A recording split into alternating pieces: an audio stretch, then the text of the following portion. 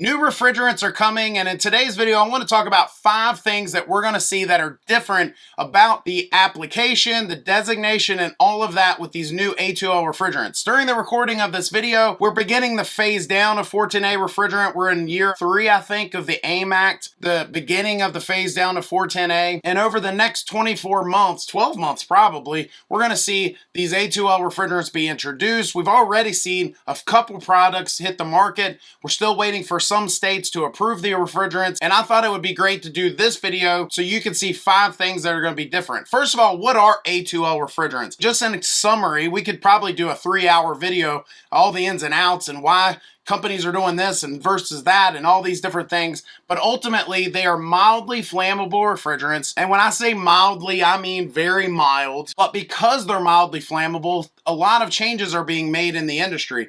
An endless amount of changes, it seems like. But I thought there would be 5 things that we should probably cover that pros and homeowners alike would be able to decipher, tell the difference, and so on. So let's dive into it. Number 1, the first thing is you're gonna see red bands or red stickers, red designations on the refrigerant cylinders, among other things, when dealing with these new refrigerants. They're basically meant to stick out. They want folks that if they're holding that refrigerant tank or if they find it, to know immediately this is an A2L refrigerant. It's different. It's unlike 410A or R22 or any of the other refrigerants that we deal with. This red band is telling us, hey, this is an A2L refrigerant. Now, I will warn you, I think it's possible that you might lay hands on a jug of R32 or R454B because I have seen them that came out before this whole red band thing. So just realize, just because it doesn't have a red band doesn't necessarily mean it's different. It doesn't mean that it's not an A2L refrigerant. It doesn't mean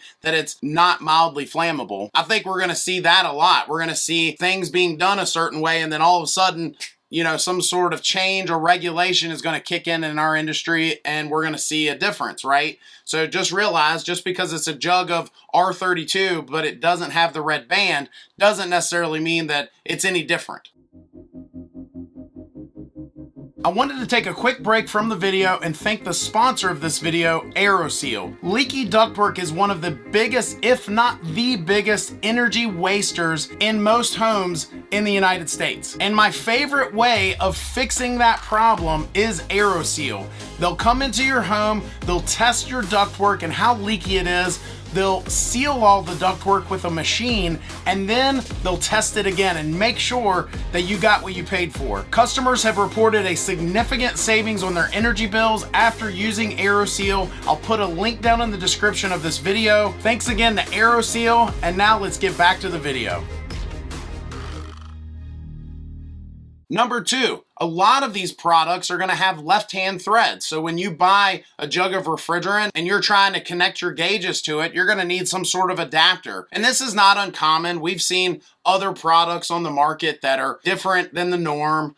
I remember years ago they had a specific thermocoupler that came out for certain water heaters and it had left-hand threads. But just realize that your normal right-hand threaded gauges a pro might normally carry on their truck may not connect to these new cylinders simply because they have left-hand threads. Number 3, a lot of refrigerant containers or jugs used to have this cap, right? So if you got to dispose of the refrigerant tank, it's got this little tab there that you're supposed to remove. It's not a big deal. Normally just the back end of a claw hammer or something like that. And you just break that tab open and then the container is completely, empty and you can dispose of it properly or recycle it or whatever. The difference is with these newer refrigerants, they're going to have a spring-loaded type cap. The reason this is important is because when you are transporting, so if you're a pro and you put this jug of refrigerant on your van, you want that tank to be in the upright position. They're saying that if it's laid horizontally, that spring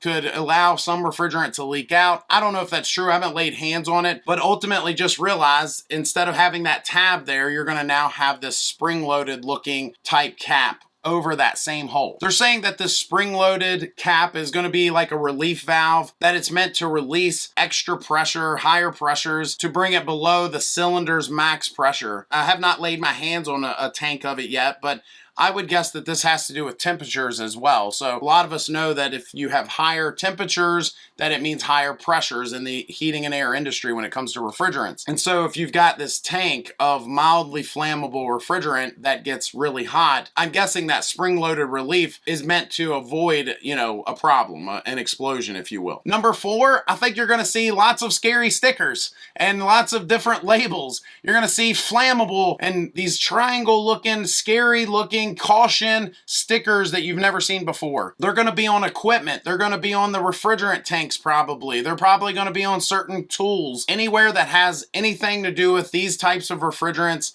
I'm guessing you're going to see big scary languages and big scary stickers and so on, just to warn folks, hey, you're laying hands on something here that is mildly flammable, or just flammable in some degree, right? And then finally, you're going to see some changes to the equipment itself. You're going to see sensors that sense the refrigerant leaks. You're going to see components that avoid ignition. So when you saw contactors that were open before, we're going to see those closed. And that's not uncommon. We've seen those before, but we're just going to see all the devices intentionally, definitively meant to avoid ignitions of some type. You're also going to see equipment that is designed to continue to run the fan if there's some sort of problem. And that's also not uncommon, especially with gas furnaces. When it goes into a specific type of error code, it's going to shut certain things down, go into an error mode, a lockout mode, if you will, but continue to run the fan through that system and so on. I think a lot of these things are going to be code.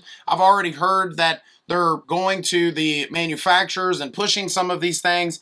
And in some cases, it's going to mean that the equipment itself, if it's a communicating system, it's going to be all in the programming. But if it's a non-communicating system, you're going to probably see extra components. You're going to see some sort of board added to that system that's designed to run that fan if there's an issue. So ultimately, I think we're going to see even more changes. These are the ones that are definitively coming. They're the ones that we're already being warned about as pros in this industry. The top 5 things. Let me know what you think. Comment down below. Are you concerned about these mildly flammable refrigerants coming to North America? They've been used for years overseas, and I think that's great, but I do think that, there's a lot of guys out there that have never touched these types of refrigerants, and now they will. So I think there are some challenges. Let me know your thoughts. That said, if you like this video, I think you'll like this one even more. It's where I talk about an airflow solution for almost every problem in almost every home. Thanks for watching. Hit that subscribe button.